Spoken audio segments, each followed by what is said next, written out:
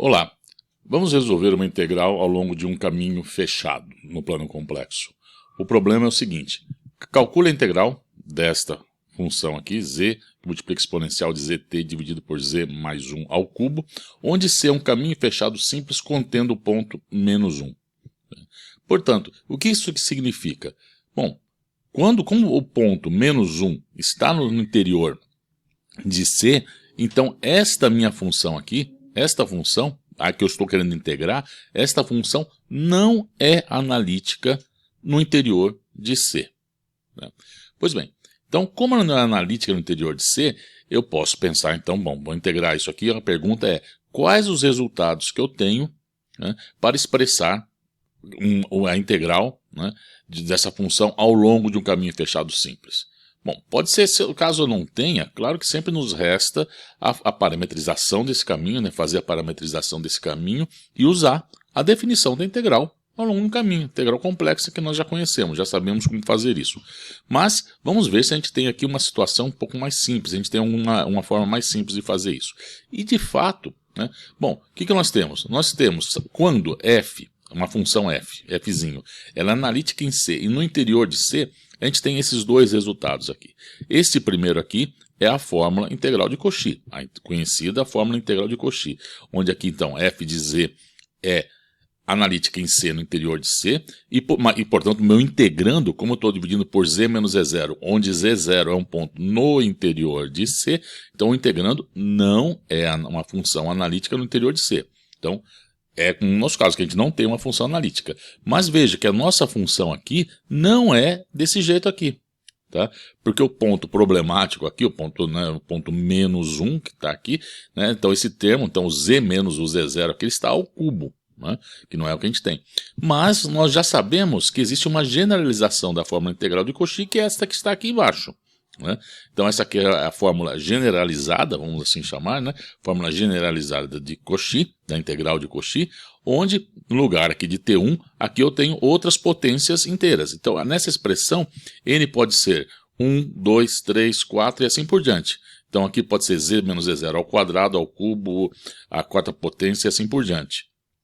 Aliás, essa fórmula aqui também vale, né, para n igual a zero, desde que eu aqui entenda, né, que f, aqui essa derivada de ordem zero de f, significa a própria função. Né? Então, veja, para n igual a zero, se eu interpreto f com esse índice zero aqui como sendo meu f de zero, como zero fatorial por convenção a gente toma como 1, né? Então aqui fica 0 mais 1, que é o z menos z0. Então a gente pode pensar nisso também.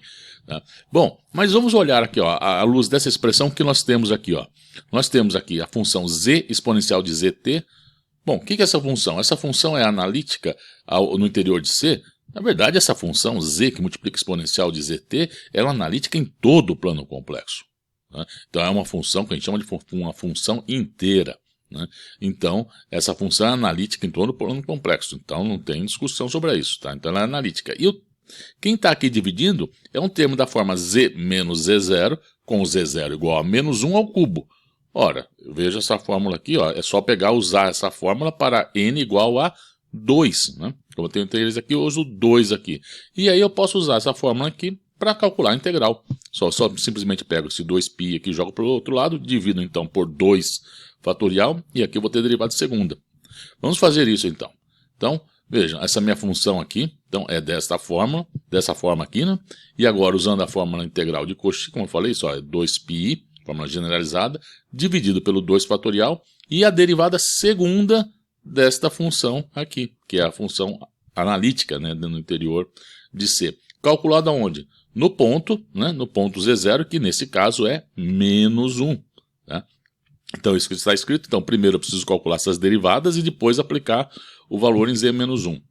Começando então pela derivada primeira, então vou calcular essa derivada usando a regra do produto, né? Então o produto aqui, a derivada do z é 1, né? Aqui depois da derivada do e a zt, vai aparecer um t aqui, então fica z vezes t, que multiplica exponencial de zt, então que eu posso resumir nessa forma aqui, né? E derivando mais uma vez, né? Então derivando esse termo, então o que significa derivar isso? Então, a derivada dessa primeira função aqui, usando novamente a regra do produto, é um t, e depois, na hora que eu derivo isso, vai aparecer um outro t aqui. Então, juntando esses termos, eu tenho t que multiplica 2 mais zt que multiplica a exponencial de zt. Então, esta aqui é a função que nós estamos procurando, e agora o que a gente tem que fazer é calcular o valor dela em menos 1.